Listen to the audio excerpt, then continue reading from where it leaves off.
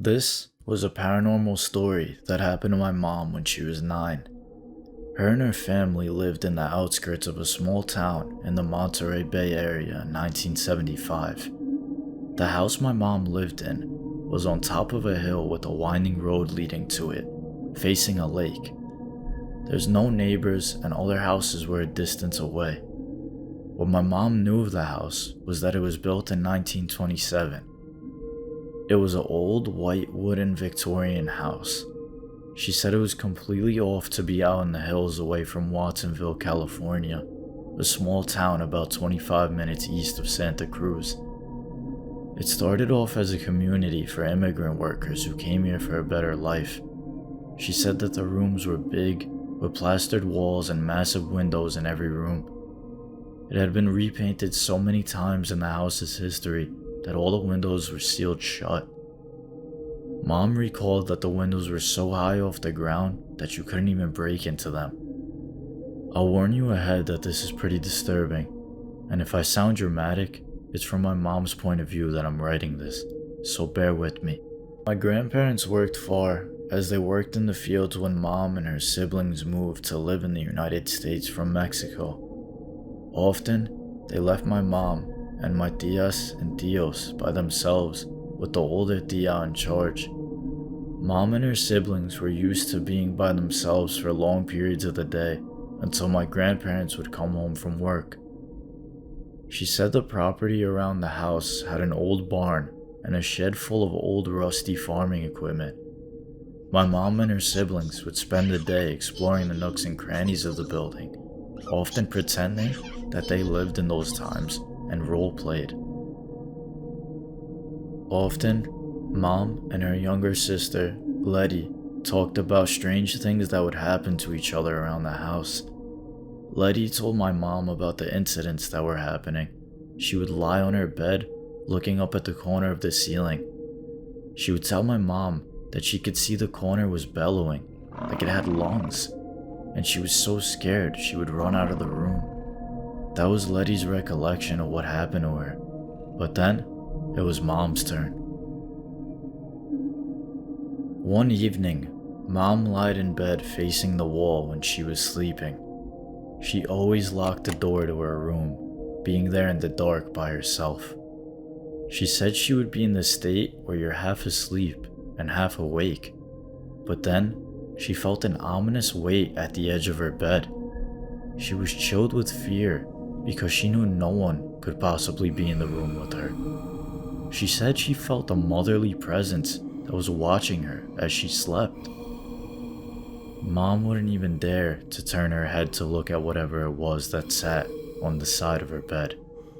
She was too scared to look at it because she thought she would die of fear if she saw what it was. She spent the whole night praying that it would go away and leave her alone. That was one of many incidents that happened to her in this house. There was a second mysterious situation where my mom would hear knocks as if someone was there in the house with her.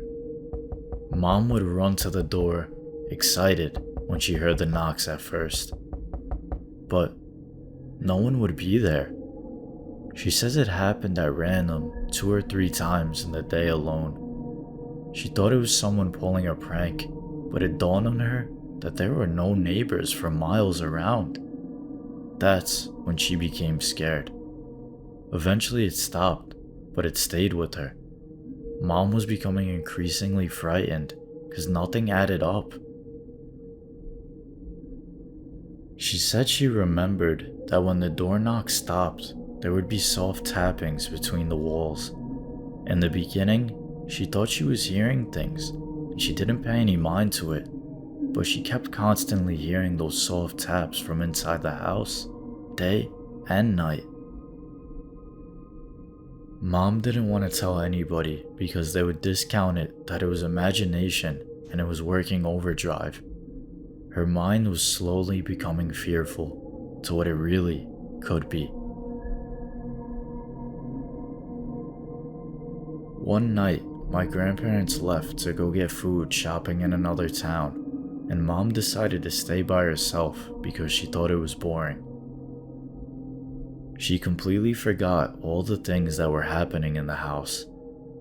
So later on, she was sitting in the living room because they'd left early, and she was thinking in her mind that they would come home before dark. She was there in the living room all alone while it was completely pitch black dark outside. She said all she heard was frogs croaking by the lake and crickets chirping.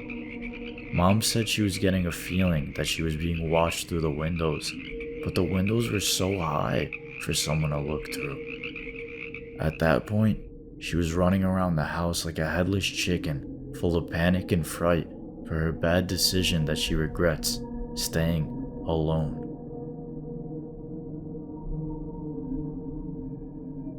If it couldn't get any worse for her, the tappings came back, but this time, louder. Mom was thinking that she was becoming insane, or that the fear was grabbing a hold of her. She decided to confront whatever it was doing that. She started following the noise where the taps came from. It was towards the very back of the house, near the back door.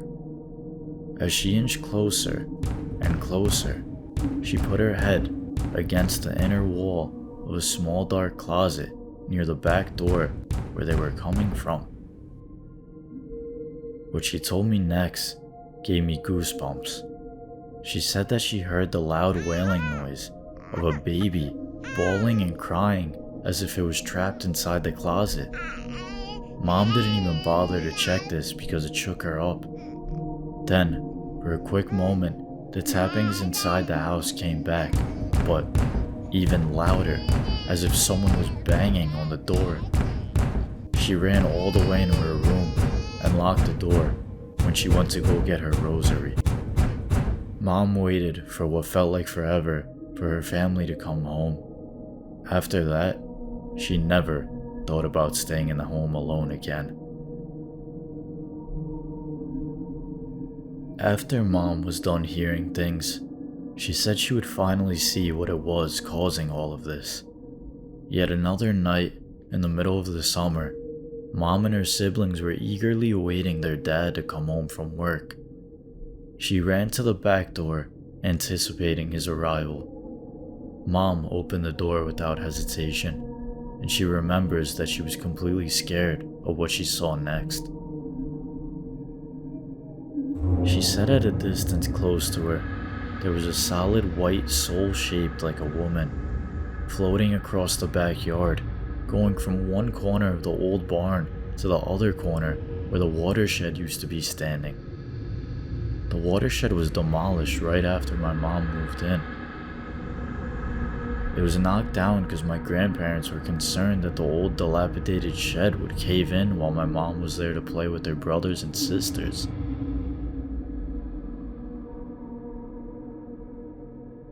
When the woman reached the shed, she disappeared into thin air. Mom was speechless and ran back to the house to tell my grandmother. She couldn't even speak, and after a while, when the fright left her, she told her of what it was. My grandmother told Mom something chilling. Since my whole family was Catholic, and they believe in the supernatural, my grandmother thought the ghost was trying to contact my mom. Mom said she didn't want to hear anything that had to do with that woman. Grandmother said that if she didn't call her out, that the woman wouldn't stop trying to communicate with her. It's odd, because it happened to only her and not her siblings. Grandmother mentioned to Mom that you have to say to her, "What do you want?" Mom complied, and when she did it that night, the woman never responded to her, and all the paranormal things stopped. Now that my mom told me this, she recalled that Letty researched the house's history and freakishly found out 5 children lived in that house, just like my mom's family. But that wasn't scary enough. 4 of the 5 children's names were the exact same as ours. Disturbingly, one of the children were killed by a stray gunshot of a bullet in the home that was built in the 1920s. But the barn and the shed were built during the gold rush in California. I theorized that the woman thought my mom was the child who died in the home. and wanted to contact her to see if it was her child. Just recently, we went back to Watsonville for a family event, and Letty told us that the house no longer stands. It was demolished a few years ago.